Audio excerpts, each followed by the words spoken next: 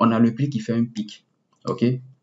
Il corrige, il fait un deuxième pic ici. Donc, naturellement, ce qu'on aurait espéré ici, d'accord, c'est que lorsque le prix fait ce pic-là, ils viennent au moins faire un retest ici, un pullback. Vous voyez, un pullback, un retest de la résistance ici, qui peut devenir support. Donc, on se serait attendu à un retest comme ça, au moins ça, dans un premier temps. Et malheureusement, on n'a pas ça. Et on constate que qu'est-ce que le prix fait? Le prix casse le niveau où il doit faire le retest. Et on se dit quand même que, OK, au pire des cas, pour respecter les principes de la théorie de Dow, c'est que le prix ne doit pas dépasser ce niveau-là. Donc, s'il ne fait pas le retest ici, il peut faire le retest ici pour continuer la hausse. Maintenant, là, ce qu'on constate, c'est que, encore une fois, une deuxième fois, le prix casse ce niveau-là encore.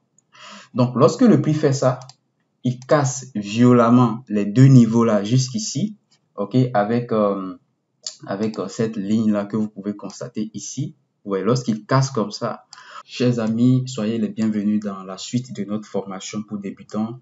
Et nous continuons avec les différentes méthodes de confirmation.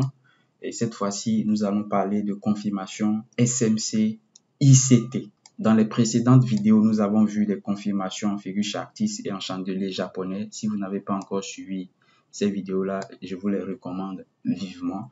Et dans cette vidéo, nous allons parler essentiellement de confirmation SMC ICT et du rapport avec les méthodes de confirmation précédentes.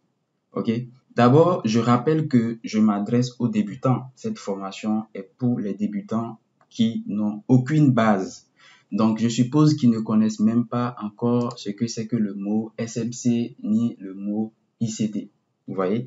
SMC, ICT, comprenez juste que SMC, ça veut dire Smart Money Concept et ICT, ça veut dire Inner Circle Trader. Un truc comme ça.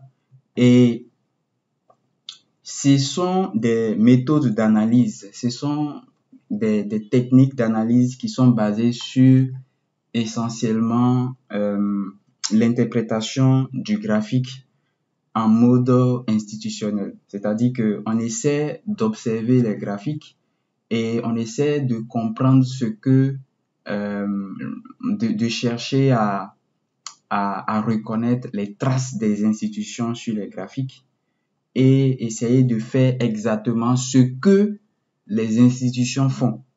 Vous voyez, c'est ça les stratégies SMC-ICT. Donc, l'idée de base avec cette stratégie-là, c'est de comprendre ce que les institutions font et de faire exactement ce qu'ils font ou presque exactement ce qu'ils font. Donc, c'est ça ces méthodes, ces stratégies-là en fait. Sauf que la réalité peut être beaucoup plus complexe parce que faire ce que les institutions font vraiment en observant juste les bougies, c'est beaucoup plus complexe que ça. OK? En réalité, c'est beaucoup plus compliqué que ça. C'est beaucoup plus irréaliste que ça. Mais ce qui nous intéresse dans cette vidéo, c'est pas tout ça. C'est pas de comprendre ce que les institutions font. C'est pas d'enseigner les méthodes SMC-ICT ici. Mais ce qui m'intéresse dans cette vidéo, c'est de vous montrer quelque chose de spécifique concernant ces méthodes-là. C'est les méthodes de confirmation utilisées en fait dans ces méthodes d'analyse-là. Quelles sont les méthodes de confirmation utilisées dans ces méthodes d'analyse? C'est ce que nous voulons voir ici. Donc, il y a en fait deux grandes catégories. Bon, disons, il y a deux grandes méthodes. Il y a deux patterns. On va dire, il y a deux patterns ici qu'on utilise pour pouvoir confirmer. Le premier pattern, on appelle le breaker block. Voilà, bon, on appelle comme ça. Breaker block. OK, breaker block. Je vais mettre ça en blanc. OK, des fois en abrégé, on met BB. Et le deuxième pattern qu'on utilise, c'est ce qu'on appelle la mitigation block. Mitigation block. Voilà. Donc ça, en fait, toutes les méthodes de confirmation que vous allez apprendre dans ces deux avec cette vision de marché tourne autour de ces deux concepts-là. Et c'est ce que nous allons essayer de voir, de décortiquer dans cette vidéo. Ok, le breaker block, c'est un pattern qui se présente comme suit. C'est que dans un premier temps, on a quelque chose comme ça. On a le prix qui fait un high. On était dans une tendance haussière, par exemple. On était, voilà, le prix qui vient sur un niveau important, il fait un high. Il corrige. Il casse le high qu'il avait créé. Ok, il revient. Il casse ensuite le low qu'on avait ici. Il revient tester quelque part là, ok, ou il monte un peu plus, ça dépend, donc on peut supposer qu'il monte un peu plus, voilà, et il chute complètement. Donc ça, c'est le premier pattern qu'on appelle le breaker block, voilà. Maintenant, la mitigation block ici, qui est le deuxième pattern, se présente comme suit. On a le prix qui monte, qui fait un high, ok, il corrige. À la différence, c'est que là, au lieu de casser le high précédent, il ne casse pas. Vous voyez ici, il a cassé, mais là, il ne casse pas. Et là, il fait une chute où il casse le low précédent, ok. Et là, il fait demi-tour, il teste et il chute comme ça. Voilà, donc ça, ce sont les deux patterns en fait. Maintenant, ici, si vous faites une remarque très intéressante, pour ne pas vous embrouiller, vous allez voir que ce n'est absolument pas différent de certaines figures chartistes qu'on a vues précédemment. Essentiellement, les double top. Ok, les double top ou même des fois l'épaule tête-épaule. Vous pouvez sentir qu'il y a des ressemblances fortes. Ok, donc ici, le double top, au fait, c'est une variante du double top et ça, c'est une autre variante. Il y a beaucoup qui n'arrivent pas à accepter, à l'admettre, mais c'est le cas. Ça fait que dans certaines formations anglophones, eux, ils ne parlent même pas de breaker block ou de mitigation block, ils parlent juste de double top pour parler des deux cas en même temps. Vous voyez? Voilà. Donc ici, le double top, c'est ça. On a le prix qui fait le premier top, qui fait le deuxième top, qui casse la ligne de coup, qui vient tester la ligne de coup et qui chute. Ici, le prix qui fait le premier top, le deuxième top qui est plus bas. Donc ça, c'est une variante où le premier top et le deuxième top casse. L'autre variante où le deuxième top ne casse pas. Le prix qui casse la ligne de coup, qui vient tester et qui chute. Donc tout ça, c'est déjà prévu. Maintenant, tout ça, c'est déjà prévu avec les figures chartistes. Maintenant, la différence ici, c'est que on s'intéresse beaucoup plus aux détails de la figure. On s'intéresse aux détails et à chaque étape de la formation de la bougie et de la figure pour essayer de comprendre quand même pourquoi les choses se passent telles qu'elles sont. Pourquoi telle chose se passe comme ça plutôt que d'une autre façon. Vous voyez, donc ici, on va essayer d'expliquer en fait chaque étape de cette figure-là. Donc, dans un premier temps, on a le prix qui fait un pic. Ok, il corrige, il fait un deuxième pic ici. Donc, naturellement, ce qu'on aurait espéré ici, d'accord, c'est que lorsque le prix fait ce pic-là, ils viennent au moins faire un retest ici, un pullback.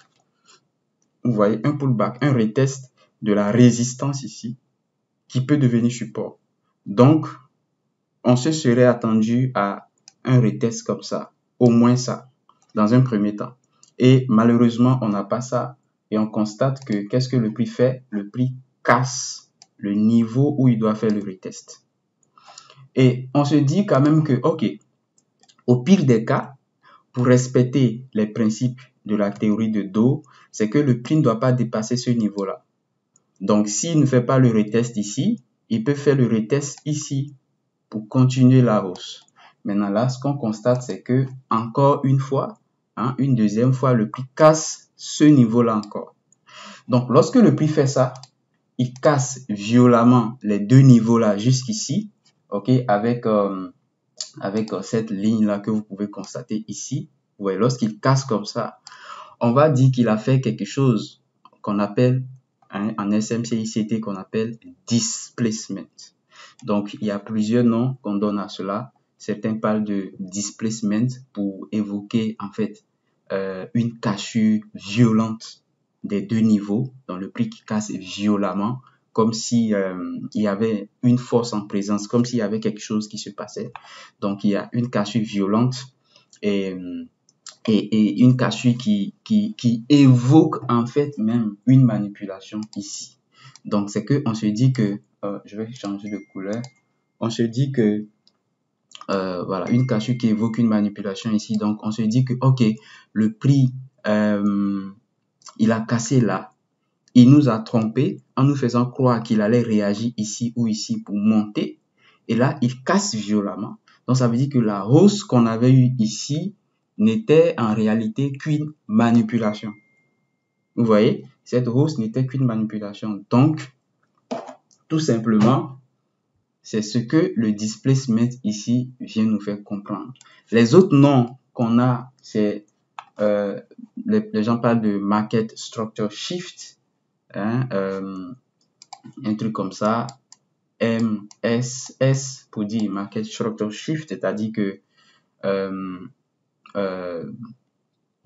vous voyez, ça veut dire la même chose lorsqu'on parle des figures chartistes en fait, parce que la cassure de la ligne de cours, ça vous dit, ça vous véhicule la même information, c'est-à-dire que la structure du marché change. C'est ce que ça veut dire ici, market structure shift. Market structure shift, ça veut dire que la structure du marché vient de changer.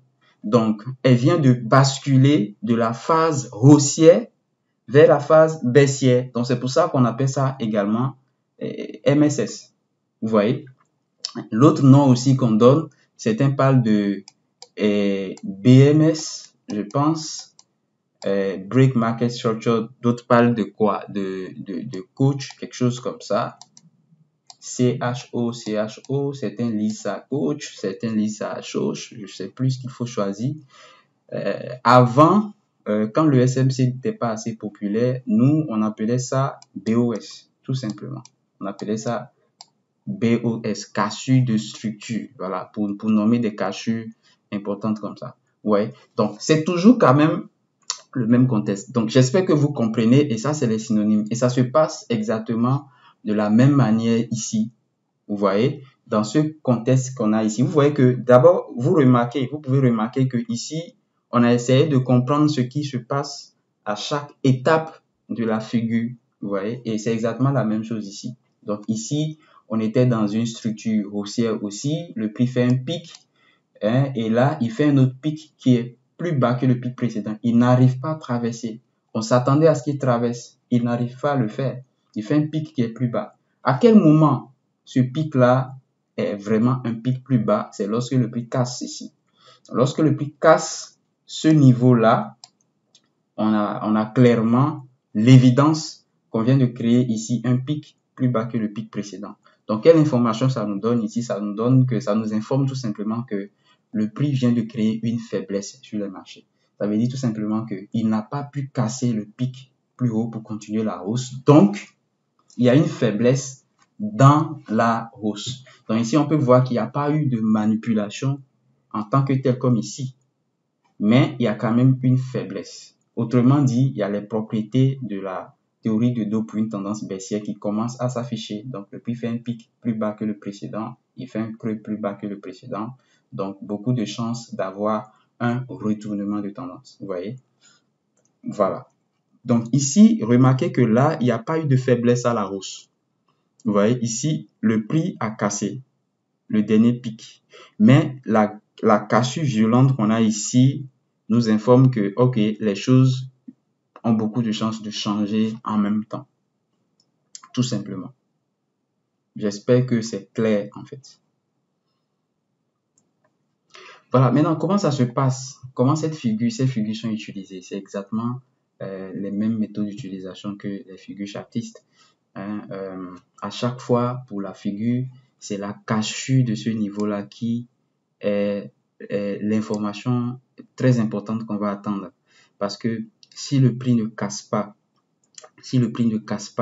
le creux qu'on a ici, ou bien si le prix ne casse pas le creux qu'on a ici, là, la figure est carrément incomplète. Ok? Donc, il faut forcément que le prix casse ce niveau-là. Et lorsque le prix casse ce niveau, là, on va se préparer à faire notre entrée exactement comme ici. Donc, pour l'entrée, il y a plusieurs méthodes. Lorsqu'on utilise ce schéma, à la différence avec les figures chartistes, c'est que ici, on va vous parler de ce qu'on appelle l'imbalance ou bien la FVG. On va pas développer tout ça dans cette figure, mais comprenez tout simplement que on va se dire, ok, il y a certaines informations ici qu'on appelle imbalance. Vous pouvez chercher, j'ai fait une vidéo là-dessus. On va chercher obligatoirement la présence de l'imbalance. Et lorsqu'il y a l'imbalance, on va vendre dans l'imbalance et mettre le stop loss quelque part ici. Vous voyez? Mais le plus important, c'est de comprendre que lorsque le prix casse, en général, on va chercher à rentrer dans cette zone-là. Notre entrée va se faire dans cette zone-là. Certains vont faire des entrées beaucoup plus prématurées en rentrant sur ce niveau-là de support qui peut devenir résistance, qu'on appelle mitigation block. Donc ici, certains vont chercher à rentrer là. D'autres même vont rentrer beaucoup plus agressifs, vont rentrer même beaucoup plus bas, quelque part ici, ok, parce qu'ils ont vu l'imbalance là. Certains vont se dire non, moi, je vais attendre un gros retracement du prix. C'est-à-dire que le prix qui casse là, il retrace sérieusement jusqu'ici, par exemple. Donc, certains vont se dire, ok, je vais attendre un retracement profond.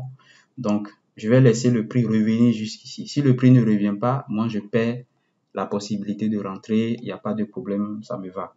Donc, ici, les retracements profonds comme ça, on les appelle OTE. Donc, certains vont chercher à rentrer, voilà, sur ces retracements profonds. C'est pareil ici, hein. Il n'y a pas de différence, c'est la même chose. C'est ça. Vous voyez, c'est ça. D'autres encore vont se dire, bon, je vais attendre encore une confirmation de bougie ici, ou bien je vais attendre quelque chose, une certaine confirmation, tout ça, avant de rentrer. Donc, vous voyez, c'est un peu comme ça marche. Et voilà, ça dépend vraiment de chacun. Mais le plus important, c'est de comprendre que l'entrée se fait quelque part là. Le stop loss, le meilleur stop loss doit être mis quelque part ici, en haut de ce pic-là. Parce que c'est ce pic-là qui va invalider le scénario. Vous voyez? Et de la même façon, le stop loss ici, ou même en haut de ce niveau-là, à vous de voir ce qui vous convient. Donc, vous voyez qu'il n'y a pas vraiment de différence par rapport à ce qu'on a vu avec les figures chartistes. Vous voyez, c'est quasiment la même chose, à la différence des imbalances. Maintenant, concernant les imbalances, pour ceux qui ne connaissent pas le breaker block et la mitigation block, si ils sont concentrés juste sur les figures chartistes, comme le double top, double bottom, ils vont sûrement prendre des cas où il y a l'imbalance, ils vont prendre des positions où il n'y a pas d'imbalance, juste en se concentrant sur les double top, double bottom. Vous voyez? Donc, il y a cette possibilité également. Maintenant, où chercher ça? Où chercher ce schéma-là? Et c'est là qu'il faut comprendre quelque chose de vraiment très important quand on parle de trading. Souvent, lorsqu'on montre quelque chose aux gens et qu'on leur dit, ok, ça c'est la méthode de confirmation qu'il faut utiliser, tout ça, les gens se jettent sur les graphiques et qu'est-ce qu'ils font? Ils vont commencer à chercher les confirmations partout, c'est-à-dire ils vont commencer à chercher ça, le schéma là. Ils voient ce schéma, ils veulent vendre, ils voient ce schéma. Non, ça ne marche pas comme ça. Avant de chercher ce schéma-là, il faut faire certaines choses d'abord. Il y a tout un processus d'analyse qu'il faut avoir. Vous voyez? Et c'est toujours comme ça. C'est toujours comme ça, quel que soit au moins tout le monde est d'accord là-dessus. Quelles que soient les vidéos YouTube que vous allez voir, tout le monde est d'accord sur ce point-là. C'est que dans un premier temps, il faut analyser la direction du prix. Il faut analyser la direction. Où est-ce que le prix va aller? Où est-ce que le prix a beaucoup de chances d'aller? Et c'est pas en observant ça seulement que vous allez savoir, vous aurez ces informations. Les outils que vous avez pour pouvoir analyser la direction, on les a déjà vus. Il y a la théorie de Dow, il y a la théorie de Dow à travers la structure du marché, il y a tout ça en fait. Donc c'est ça la première information. Donc lorsque nous savons où le prix va aller, ou bien où le prix a beaucoup de chances d'aller, la deuxième chose qu'il faut chercher, c'est où est-ce que je vais attendre le prix, sur quel niveau je vais attendre le prix, sur quelle zone je vais attendre le prix. Donc là, on a le prix on a le prix qui va monter parce qu'on a une tendance haussière. OK, les exemples basiques. Donc, je sais que la prochaine étape pour le prix, c'est de monter. Donc là, j'ai ma direction qui est claire. La deuxième chose à faire, c'est de repérer la zone d'attaque, la zone d'intervention, la zone de prix où le prix, on va attendre le prix, où le prix a beaucoup de chances de venir réagir pour monter. Donc ça peut être une demande zone, ça peut être une supply zone. Donc dans le cas de notre tendance haussière ici, supposons que c'est une demande zone. Donc là, on a notre demande zone et c'est ici maintenant, c'est sur cette zone-là. Vous voyez, c'est sur cet endroit qu'il faut chercher votre pattern de confirmation. C'est rien d'autre. Donc, si vous n'avez pas la direction et vous n'avez pas votre zone, ça ne sert à rien de chercher des patterns de confirmation dans le vide. Ça ne va vous servir à rien. Ça va rien que causer des pertes. Vous voyez? Voilà. Donc, c'est tout simplement ça et c'est très simple comme ça. Donc, pour donner l'exemple ici, dans notre cas ici, c'est que on va juste attendre que le prix nous donne ce schéma-là ici, mais dans le sens inverse, ça c'est pour vendre. Ça c'est le schéma pour vendre, comme ici. Le schéma pour acheter, ça sera l'inverse. Donc, on laisse le prix venir sur la zone. Ouais, pour nous donner notre schéma, peut-être comme ça. Voilà, voilà, vous voyez un truc comme ça, le prix qui casse. Qui casse ici, il revient, il casse le dernier creux et puis il vient nous donner notre entrée pour remonter. Maintenant, la chose ici, comme je l'ai dit avec les figures chartistes, c'est toujours le même principe, c'est que le choix des time frames est très important ici. Vous ne pouvez pas, c'est-à-dire que pour la direction du prix, il faut l'analyser toujours sur le gros time frame. Ça peut être le H4, ça peut être le D1, le daily, ça peut être le weekly. Vous voyez, il faut l'analyser sur le gros time frame. Mais pour les confirmations, lorsqu'il s'agit de confirmation de patterns de ce genre-là, des patterns de structure, je vais appeler ça des patterns de structure. Vous voyez quelque chose comme ça, vous voyez des patterns de structure comme ça avec beaucoup de tracés. Il faut descendre de plusieurs time frames pour pouvoir chercher la confirmation sur la zone. C'est tout. Vous voyez, donc ça veut dire que si on cherche notre time frame supérieur est le H4, notre zone d'intervention sera en H4, toujours, mais notre confirmation va être cherchée plutôt en M15 ou en M5 par exemple sur la zone. Vous voyez, si notre direction est cherchée en daily, ok, et notre zone d'intervention, notre zone d'attaque est en daily, notre confirmation, la recherche de notre pattern va se faire en H1 par exemple ou en M15. Donc ça va dépendre aussi, le choix des unités de temps là va dépendre de l'unité de temps qui affiche mieux le pattern, sans trop de détails aussi, sans être trop écarté, on va dire. Ouais. Maintenant, l'autre chose aussi c'est le weekly aussi que vous avez, le weekly. Si vous cherchez votre confirmation en weekly, vous avez votre zone d'intervention en weekly et votre truc là,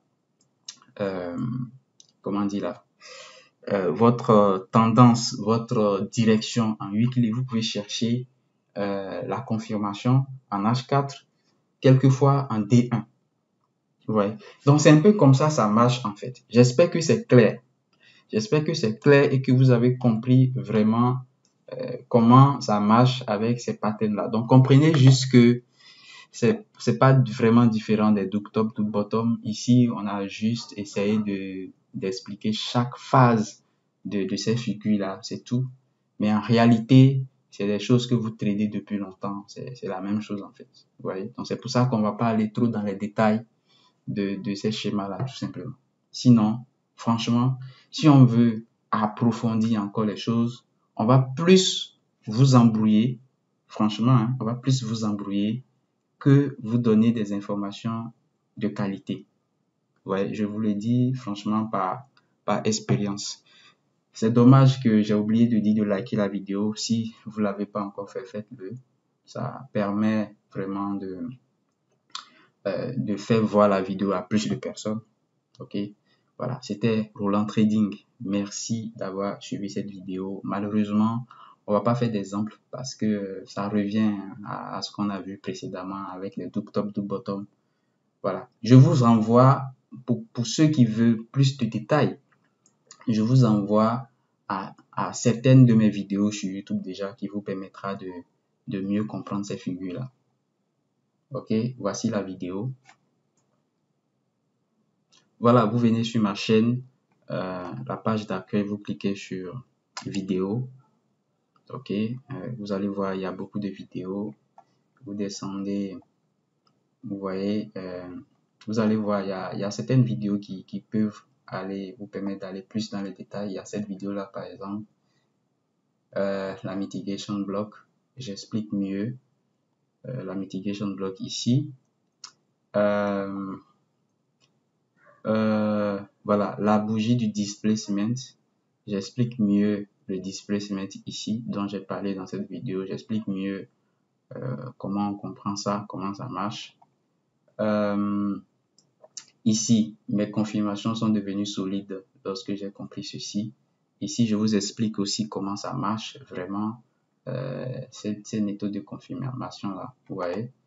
Voilà, donc, vous fouillez, ok, vous allez voir, il y a beaucoup de vidéos intéressantes que vous pouvez suivre, voilà.